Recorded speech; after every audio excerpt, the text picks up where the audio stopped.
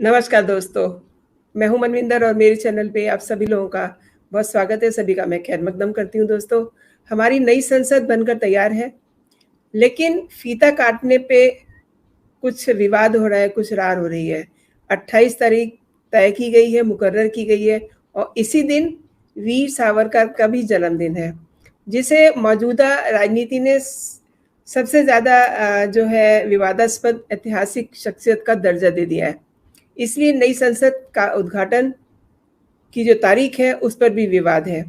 पर विवाद की तह में नरेंद्र मोदी आ गए हैं। कोई कह रहा है कि सेंट्रल विस्टा की ज़रूरत क्या थी, तो कोई पूछ रहा है कि प्रधानमंत्री लोकतंत्र के मंदिर का उद्घाटन कैसे कर सकते हैं। और सवालों की अगुवाई कर रहे हैं राहुल गांधी। आज 21 पार्टियां उनके साथ हैं और एक ही आवाज़ उठ रही है सब तरफ से, बाइकाट बाइकाट। उधर भाजपा समेत 16 पार्टियों ने सरकार के न्योते को स्वीकार भी किया है। और इसी बीच एक नया डेवलपमेंट हुआ है। सुप्रीम कोर्ट में राष्ट्रपति से संसद भवन का उद्घाटन कराने का निर्देश देने वाली याचिका दायर की गई है और याचिकाकर्ता का ये कहना है कि लोकसभा सचिवालय ने राष्ट्रपति को उद्घाटन के लिए इनवाइट नहीं करके संविधान का उल्लंघन किया है। विपक्ष का ये भी कहना है कि राष्ट्रपति द्रौपदी मुर्मू को एक तरफ करके यानी कि दरकिनार करके प्रधानमंत्री ने इसका इनॉग्रेशन कराने का निर्णय न केवल एक गंभीर अपमान है, बल्कि ये लोकतंत्र पे भी सीधा हमला है। विपक्षी दलों के बहुत सारे बयान आ रहे हैं, कई सारे इसमें पल पल जो है अपडेट हो रहे हैं, यानी कि पूरा विरोध जो है चारों तरफ दिखाई दे रहा है, सब तरफ बाइकाट बाइकाट सुनाई दे रहा है। लेकिन दोस्तों, आपको नहीं लगता कि अब ये मजाक हो चुका है कि किसी को अगर कुछ मनवाना है तो सुप्रीम कोर्ट में अर्जी लगा दो। तो आज मेरे साथ मेरे मेहमान हैं डॉक्टर एपी सिंह साहब। डॉक्टर साहब, आपका बहुत बहुत स्वागत है मेरे चैनल में। बहुत बहुत धन्यवाद, बहुत बहुत धन्यवाद। डॉक्टर साहब, आपने सुना कि अब नए संसद भवन को लेकर के विपक्ष सुप्रीम कोर्ट तक पहुंच गया है। ये सब क्या है? आप सुप्रीम कोर्ट में ही बैठे हुए हैं, जरा दर्शकों को ये समझाइए कि लोकसभा सचिवालय ने राष्ट्रपति को उद्घाटन के लिए नहीं इनवाइट करके क्या उल्लंघन कर दिया है। देखिए, मैं मनविंदर जी, आप बहुत वरिष्ठ पत्रकार हैं और समसामयिक विषयों पर गंभीर चर्चा के लिए इस देश में जानी जाती हैं और आपके चैनल पर गंभीर चर्चा के माध्यम से पूरे देश को और विदेशों में भी आपका चैनल देखा जाता है। उसके माध्यम की संसद जहां तैयार हो पाई, जहां खुशी का माहौल है कि हम अपने आजाद भारत के 75 वर्ष आजादी के बाद हम अपनी नई संसद में, जो हमारी अपनी है, हमारे अपने लोगों द्वारा बनवाई गई, हमारे आर्किटेक्चर द्वारा बनवाई गई, उसमें हमारी देश की सबसे बड़ी पंचायत लोकसभा और राज्यसभा चलेगी, जिसमें सीटें भी अधिक बढ़ाई गई हैं। इसका मतलब एक आशय ये भी है कि अब हमारे सांसद, माननीय सांसद भी संख्या में अधिक होने वाले हैं। इसका मतलब छोटे संसदीय क्षेत्र होंगे, उससे आम जनता की भलाई, आम जनता का विश्वास, आम जनता के जन्म, माननीय सांसद जो भी चुने, यहाँ पर आ रहा है कि संसद तो सबकी है, किसी की बपौती तो नहीं है। किसी को नहीं पता 2024 में महादेश का प्रधानमंत्री कौन बनेगा। किसी को नहीं पता 2024 के आम लोकसभा चुनाव में किस पार्टी को अधिक सीटें मिलेंगी, किसी को तो नहीं पता। लेकिन क्या काम को रोक दिया जाए? क्या वर्तमान में इस बात से कोई इनकार कर सकता है कि देश के प्रधानमंत्री मोदी जी नहीं है? क्या कोई एडहॉक पे आए हैं मोदी जी? क्या देश के प्रधानमंत्री जो वर्तमान है, 9वें साल में प्रवेश कर रहे हैं, क्या वो टेम्परेरी है? ऐसा भी नहीं है। देश की चुनी हुई संसद के प्रधानमंत्री हैं और प्रधानमंत्री, आज जो लोगों में फर्क है कि नरेंद्र मोदी उद्घाटन करेंगे, गलत है। नरेंद्र मोदी नहीं उद्घाटन करेगा, देश का प्रधानमंत्री करेगा उद्घाटन। देश के संवैधानिक पद पर बैठा हुआ व्यक्ति उद्घाटन करेगा, इसलिए उसमें कोई दखलंदाजी लोगों को नहीं आनी चाहिए।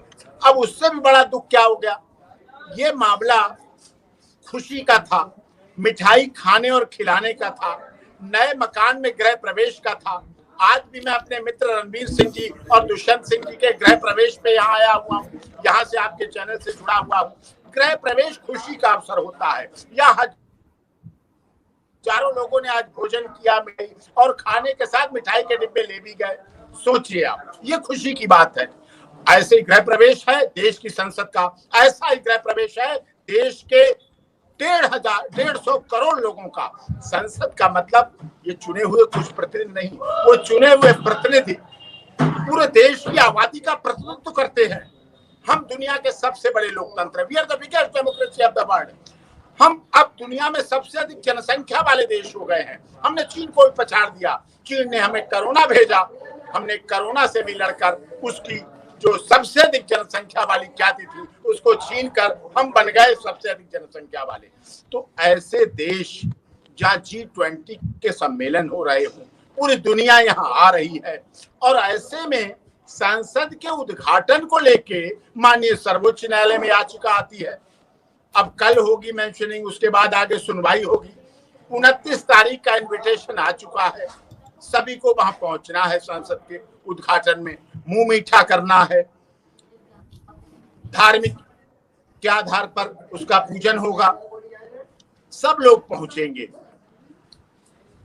इसके बाद माननीय सर्वोच्च न्यायालय में या जाना इस मामले का केस दुखद है। दूसरी बात मैं बहुत बड़ी जिम्मेदारी के साथ आपके चैनल पे कहना चाहता हूं, क्या लोगों ने सुप्रीम कोर्ट को बस इसीलिए प्रयोग कर रखा है? अगर आपको उद्घाटन पर स्टे लेना है, डिस्ट्रिक्ट कोर्ट जाइए, ऑनरेबल हाई कोर्ट जाइए। क्या सुप्रीम कोर्ट में वैकेशन चल रही है, अभी छुट्टियां चल रही हैं। बहुत महत्वपूर्ण विषयों के लिए माननीय सर्वोच्च न्यायालय बैठालती है, एक बेंच और एक कोर्ट खुलती है। कोई कॉन्स्टिट्यूशनल समस्या हो जाए, कोई राज्य की समस्या हो जाए, किसी के फांसी का केस की बात आ जाए, कोई ऐसा गंभीर विषय आ जाए जो देश के लिए आवश्यक हो, उसके लिए माननीय सर्वोच्च न्यायालय खुला हुआ है। तो ऐसी स्थिति में क्या ये उचित है कि माननीय सर्वोच्च न्यायालय का बहुत कीमती, और जबकि समर वेकेशन चल रही है, ऐसे में सुनवाई करवाना, पूरे सिस्टम को चलाना, ये कितना गलत है। आपको अब बन तो गया, कोई रोक नहीं लेगा, उद्घाटन भी होगा। क्या उद्घाटन में सिर्फ नरेंद्र मोदी का नाम लिखा जाएगा? नहीं, देश के महामहिम राष्ट्रपति का नाम है। ये जो याचिका लगाने वाले, इन्होंने भी प्लेट भी नहीं देखी है, मैंने वो प्लेट देखी है। नरेंद्र मोदी जी, गरिमामय उपस्थिति देश के महामहिम राष्ट्रपति जी की, द्रौपदी सभा अध्यक्ष ओम बिरला जी की, ये सब उपस्थिति क्या दर्शाती है? हम संघ में रहते हैं, हमारा फेडरल संविधान है, we the people of India. हम कहते हैं वी द पीपल, हम भारत के लोग, मैं नहीं, कभी नहीं संविधान में लिखा मैं, हम भारत के लोग। मोदी जी कभी नहीं कहते मेरी पार्टी मैं, मोदी जी कहते हैं देश के करोड़ों लोग, इस देश के करोड़ों लोगों की बात करते हैं, और वो है भी प्रतिनिधि। लोकसभा स्पीकर ओम बिरला जी, आदरणीय ओम बिरला जी एक पार्टी के नहीं है, लोकसभा के अध्यक्ष हैं। राज्यसभा के सभापति एक पार्टी के नहीं है, राज्यसभा के, उसमें पक्ष भी है विपक्ष भी है, उसमें खड़गे साहब भी हैं तो और लोग भी हैं। सभी का खून शामिल यहाँ की मिट्टी में, किसी के बाप का हिंदुस्तान नहीं है। सभी का खून शामिल है, नई बनने वाली संसद में किसी के बाप की संसद नई जो बन रही वो नहीं है, वो दूसरों की थी, अंग्रेजों की, वो छोड़ने जा रहे हैं, वो छूटने वाली है, उसमें और काम होंगे, वो है। मैं कोई उसकी आलोचना नहीं कर रहा, उसने भी हमारे 75 साल के कर्ममय इतिहास को देखा है, उसने चीन और के युद्ध को देखा है, भारत पाकिस्तान के युद्ध को देखा है, उसने पंडित जवाहरलाल नेहरू के प्रधानमंत्री काल को देखा है, लाल बहादुर शास्त्री के त्याग और तपस्या का गवाह रहा वो संसद, स्वर्गीय इंदिरा गांधी के प्रधानमंत्री के रूप में उड़ते हुए चिथड़े जो हुए उनके साथ छलनी कर दी गई थी संसद।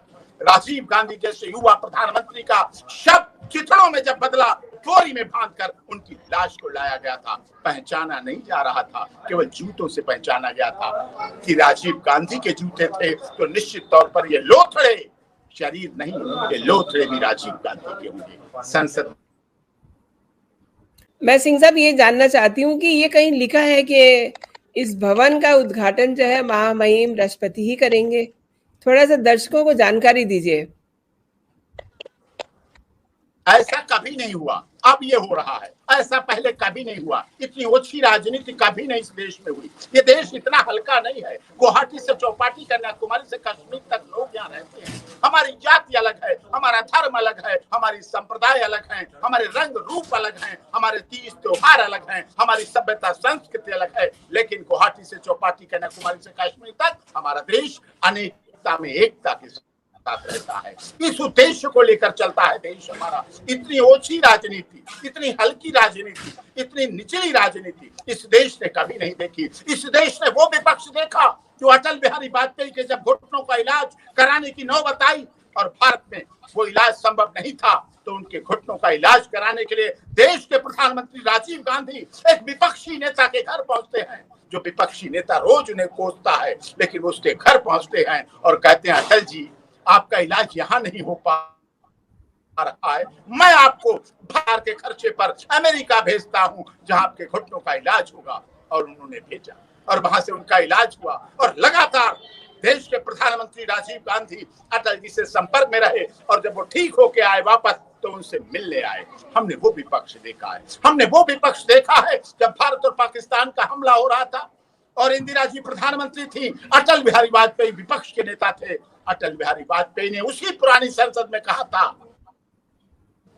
कि पाकिस्तान ये न समझे कि हमारे देश की प्रधानमंत्री महिला है, वो आयरन लेडी है और जरूरत पड़ेगी तो दुर्गा भी बन जाएगी। वो पता नहीं क्या क्या बनकर पाकिस्तान को नष्ट कर देगी। हमने वो विपक्ष देखा है। हमने साहब ये विपक्ष नहीं देखा। किसी बात हो, उद्घाटन पे झगड़ा, नेम प्लेट पे झगड़ा, नाम पे झगड़ा, इससे क्या मिलता है? क्या मिलेगा? खून की नदियां बहा करके तुम्हें है मजाक प्यार की गंगा बहानी चाहिए। अरे आप तो नेता हैं, आप उस कैंटीन में भी सब खूब मिलते थे, आप उस कैंटीन में भी खूब इनविटेशन लेकर एक दूसरे पक्ष विपक्ष की शादियों में शोभाएं बढ़ाई हैं आपने, लेकिन आप जनता को दिखाने के लिए।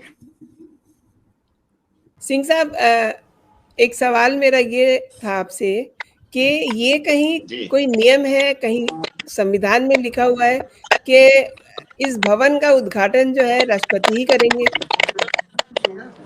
नहीं, कहीं ये संविधान में नहीं है, ये कहीं रीति रिवाज नहीं है। देश के माननीय प्रधानमंत्री हैं, जब वो रेलवे स्टेशन का उद्घाटन करते हैं, स्टेडियम का करते हैं, अस्पताल का करते हैं, लद्दाख लेह में करते हैं, कश्मीर में करते हैं, कन्याकुमारी में करते हैं, चौपाटी में करते हैं, जब सब जगह उद्घाटन करते हैं तो देश की संसद का भी वो उद्घाटन करने के हकदार हैं। उन्होंने बड़े गर्व से बनाया है।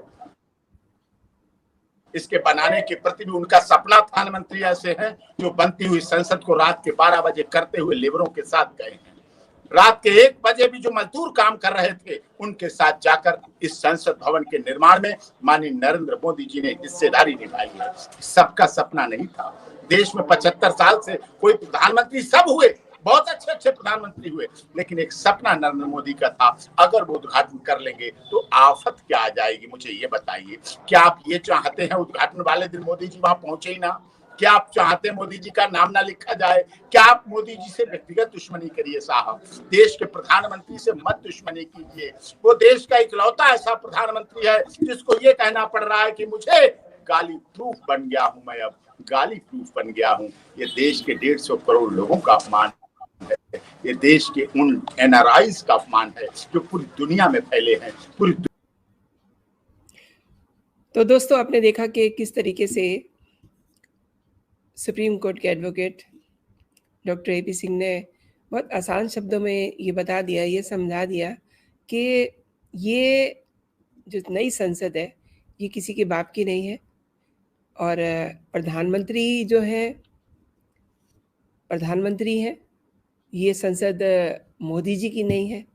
ये देश के प्रधानमंत्री उसका उद्घाटन करने जा रहे हैं, मोदी उसका उद्घाटन नहीं करने जा रहे हैं। तो ये जो ओछी हरकतें विपक्ष कर रहा है, उस दौर को जानें, उस दौर को समझें जब राजीव गांधी प्रधानमंत्री थे और उन्होंने किस फीलिंग से अटल बिहारी जी को इलाज के लिए विदेश भेजा था। और उन्होंने ये भी देखा आपने कि किस तरीके से जो आज विपक्ष कर रहा है ना, उसको एक सिरे से नकारा। उन्होंने कहा कि ये बयानबाजी गलत है, विपक्ष सिर्फ राजनीति कर रहा है, ये बेहद गैर जिम्मेदार रवैया है। दोस्तों, चलते चलते मैं आपसे एक गुजारिश करना चाहती हूँ कि आपने पूरा वीडियो देखा, आपका बहुत बहुत धन्यवाद। और जो दर्शक पहली बार मेरे चैनल पे आए हैं वो मेरे चैनल को सब्सक्राइब ज़रूर कर लें, ताकि ऐसी जो वीडियोस हैं, इंफॉर्मेटिव वीडियोस, जो कंटेंट है ऐसे, वो आप तक सबसे पहले पहुँचे। तो दोस्तों, आप अपना और अपनों का ख्याल रखिए, खुश रहिए, स्वस्थ रहिए। जय हिंद, जय भारत।